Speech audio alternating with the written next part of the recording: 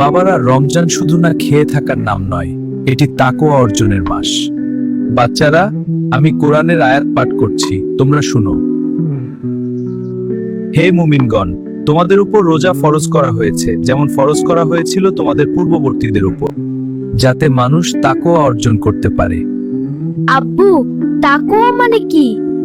তাকওয়া মানে আল্লাহকে ভয় করে সব কাজ করা, অন্যায় থেকে দূরে থাকা। রমজানে বেশি বেশি কোরআন পড়তে হয়, কারণ এই মাসেই কোরআন নাজিল হয়েছে। রমজান মাস এ মাসেই কুরআন নাইল করা হয়েছে, যা মানুষের জন্য হেদায়েত।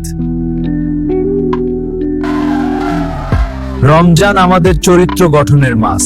সমাজ যদি এ মাসের সম্মান না রাখে, তাহলে বরকত কমে যায়। রাসূল সাল্লাল্লাহু বলেছেন, যে ব্যক্তি ঈমানের সাথেও সওয়াবের আশায় রমজানের রোজা রাখে, তার পূর্বের সব গুনাহ মাফ করে দেওয়া হয়।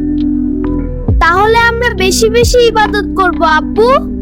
হ্যাঁ সালমান, খুব ভালো প্রস্তাব। রমজান আমাদের শুধু ব্যক্তিগত ইবাদতের জন্য নয়, সমাজকে গড়ারও মাস।